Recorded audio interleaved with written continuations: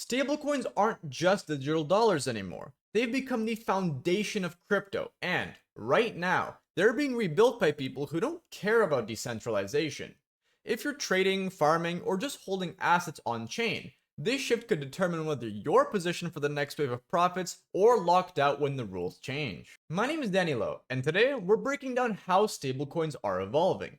From JPMorgan's institutional coin to USDC's shrinking relevance to a new class of decentralized dollars that still fly under the radar.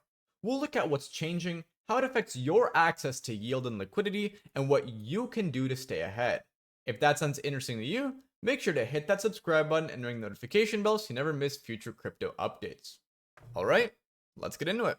Stablecoins are everywhere in crypto. You use them to swap tokens on DEXs, park profits during periods of volatility, collateralize loans, and chase yields across chains. Whether it's USDC, USDT, or newer options like CRV-USD, they're the glue that holds all of DeFi together. But while we treat them like background tools, stablecoins have quietly become the most important layer in the entire ecosystem, the part that everything else depends on. And that means whoever controls stablecoins controls access, liquidity, and ultimately opportunity. What most people don't realize is that the stablecoin market is starting to shift away from retail users and permissionless protocols. The biggest players in this space aren't crypto natives anymore. They're financial institutions, they're payment processors, they're major banks, and they're designing stablecoins for their own systems and not for open DeFi. It's not about better user experience, it's about rerouting capital through rails that they own. For a second, here's why that matters. If stablecoins become siloed into private networks or optimized strictly for institutions, it changes what DeFi can offer. Liquidity can get fragmented, composability breaks down, yields dry up, and not because the tech failed, but because the capital moved elsewhere. And that's not hypothetical. You'll start to see it in the form of thinner liquidity on decentralized exchanges, higher slippage, and fewer opportunities to farm or stake with the coins you already hold. So, if you're someone who relies on stablecoins to navigate this ecosystem, to earn, to rotate, to stay flexible, you need to start paying attention to who's issuing them, who they're designed for, and where they're being used. Because the direction stablecoins are heading today could determine how easy it'll be for you to actually participate tomorrow. While most of crypto has been focused on meme coins, a quiet transformation has been happening behind the scenes. JPMorgan now settles over $1 billion per day using JPM coin, its internal tokenized dollar system. But here's the catch. It doesn't touch public blockchains. It's built for institutional clients, used within a closed network, and completely bypasses the systems that DeFi runs on. And JPM isn't alone. Several major US banks are now exploring a joint stablecoin initiative. This is where things can start to get dangerous. When stablecoins are issued by banks and stay inside private systems, DeFi doesn't just lose access to that capital, it loses the liquidity that makes these protocols work. DEXs become harder to use, yields start to fade, and suddenly, the market you thought was decentralized is only accessible through intermediaries again. We've seen this before with PayPal's PYUSD. It launched on Ethereum, but has almost no DeFi presence. It's technically on the chain, but not designed to move freely across protocols. That's the direction a lot of these new institutional coins are trying to go into. And the implications go even deeper. If capital flows into these walled gardens and stays there, you'll start seeing two financial worlds. One that's open, risky, and underfunded, and one that's safe, liquid, but locked behind permission gates. The more volume that gets siphoned out of public DeFi, the more constrained your opportunities become. This isn't just about decentralization as a philosophy anymore. It's about whether you'll be able to earn the same way, move capital as easily, or even access the tools you rely on during a market cycle. The banks are coming. They're not asking for your permission. And if their coins take over the stablecoin layer, DeFi won't disappear, but it might stop being useful for anyone who isn't already on the inside. If anyone was supposed to win the stablecoin race, it was USDC. Backed by Circle, fully reserved, regularly audited, and compliant with US regulations, it was built to be the safe, transparent alternative. For a while, it was working. USDC became the go-to stablecoin for serious builders, institutional partners, and anyone who wanted reliability over mystery. But lately, that reputation hasn't translated into results. Its market cap is down, its adoption is slipping, and newer players, some far less transparent, are gaining ground fast. Circle is trying to stay relevant. Its upcoming IPO is part of a bigger push to position itself as crypto's most legitimate player. But here's the irony.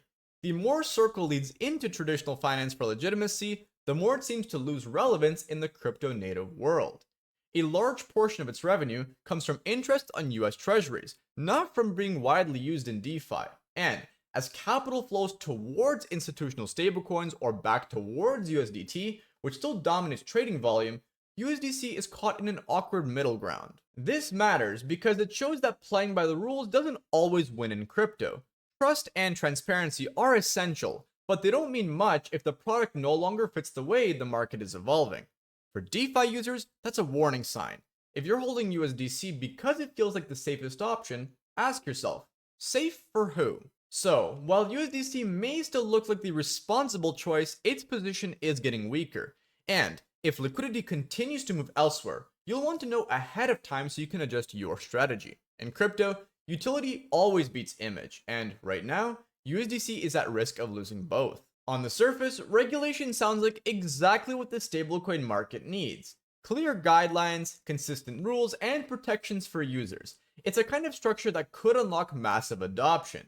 And with the Genius Act now moving through the US Senate, we're closer than ever to seeing a real legal framework for stablecoins in the United States. The bill outlines things like reserve requirements, audit standards, and who can issue what. In theory, that should bring stability and clarity to a space that's long operated in a gray zone. But just like with everything, here's the catch. Most of the benefits of this regulation are set up for banks and licensed financial institutions. In fact, the structure of the Genius Act might do more to empower traditional players than the crypto-native protocols it's meant to protect. If the path to issuing a stablecoin gets streamlined for banks, but bogged down with compliance for open source projects, then the rules may only reinforce the shift we've been talking about. The power over money issuance won't be decentralized. It'll just be handed to a different kind of gatekeeper. This is where it becomes personal, because the outcome of this regulation won't just determine who gets to launch a stablecoin. It will decide who has access to liquidity, which platforms can stay compliant, and which coins protocols are allowed to support without getting deplatformed or, even worse, blacklisted. If you're a trader or DeFi user, that means the stablecoin you're using today might not even be usable on major platforms tomorrow. Not because it failed, but because it doesn't meet the new criteria. That changes where yield flows. It changes which bridges work. It changes what you can do on chain without any of the friction. So yes, regulation is coming. But if you think it's going to level the playing field, think again. In reality, it could tilt it even further towards banks and institutions while everyone else scrambles to adapt. And by the time that shift becomes obvious, the doors might already be closing. While institutions push in from the outside, there's another shift happening from within. DeFi itself is starting to look a lot like the traditional financial system it's set out to replace. The signs are everywhere. You've got protocols stacking layers of leverage, collateral reused across platforms, and liquidity that's rehypothecated multiple times. What began as a movement for transparency and permissionless access is starting to mirror the very systems it was meant to disrupt. At first, these innovations seemed like progress. They offered better capital efficiency, more sophisticated products, and more composability. But they also introduced systemic risk, the kind that creeps in slowly until something breaks. For most users, that risk is invisible. The yield looks stable. The platform looks legit. But your collateral could be looped through 3 protocols without you realizing it. And unlike traditional finance, there's no circuit breaker. There's no lender of last resort. If something fails, your funds don't just drop in value. They might vanish completely. This doesn't mean DeFi is doomed, but it does mean users need to be a lot more selective. Ask where your yield is coming from. Is it backed by real demand, or just recursive lending hoping nothing goes wrong? Stick to protocols that offer transparency. Follow the collateral, and don't assume that just because it's on-chain, it's safe. Because if DeFi keeps moving in this direction, the problem won't be that banks are coming for crypto. It'll be that crypto forgot why it existed in the first place. While institutions are building closed systems and DeFi protocols risk replicating traditional finance's flaws, there's still real innovation happening in the stablecoin space. It's just not coming from the usual suspects. a new wave of decentralized stablecoins is emerging. Projects like CRV-USD, Frax, and Athena that are trying to rebuild stable value from the ground up without relying on banks or centralized treasuries. These are what you might call DeFi dollars. They're built to be native to the on-chain economy, and while they're still early, they might be the best shot at preserving the original promise of crypto. What makes them different is how they're designed. Some use algorithmic mechanisms with dynamic collateral ratios. Others are backed by staked assets or delta-neutral strategies. They're programmable, composable, and designed to work across DeFi without needing centralized intermediaries. And as the broader ecosystem shifts towards control and compliance, these underdog stablecoins may become the only options that remain truly permissionless. Of course, they're not perfect. These projects are complex, often volatile, and still working to find sustainable demand. They haven't reached the scale of USDC or USDT, and their models are still battle testing in real time. But that's also what makes them interesting, because if you want to be early in crypto, you don't wait for the polished product. You learn how the next infrastructure layer works before everyone else is getting comfortable using it. So if you're serious about staying on-chain and ahead of the curve, it's worth exploring these alternatives now. Understand how they're built, track where they're being adopted, and start using them in small ways, even if it is just to learn. Because if the direction we're headed continues towards closed systems and centralized issuers, these DeFi-native stablecoins may become the last real bridge between crypto's past and its future. By now, it's clear that stablecoins aren't just some backend utility. They're becoming a battleground for control, access, and opportunity. So, what should you actually be doing right now? If you're a trader, start tracking where the capital is flowing. It doesn't matter what stablecoin sounds the safest or most regulated. What matters is where the volume is, where the liquidity pools are deep, and which assets are moving through the protocols you rely on. If the coins you're holding are falling out of favor, you're going to feel that in execution costs, slippage, and fewer arbitrage opportunities. Pay attention to the data and not the headlines. If you're farming yield or staking assets in DeFi, look deeper than the APY. Ask yourself, what's backing that return? Is the protocol relying on trusted composable stablecoins, or is your capital cycling through rehypothecated assets with hidden risk? Favor platforms that show where your collateral goes and how the rewards are generated. When the music stops, you don't want to be the one holding the looped leverage bag. If you're a builder, this is the time to think beyond just product features. The moat is no longer just speed or UX. It's about building on top of money that actually reflects crypto's values. Composable, censorship resistant, and open. There's still white space in creating tools and primitives around decentralized stablecoins, and as the rest of the ecosystem drifts towards TradFi rails, building on open money might be what sets your product apart. The key takeaway is this: don't just watch the stablecoin landscape evolve. Position yourself around where it's headed.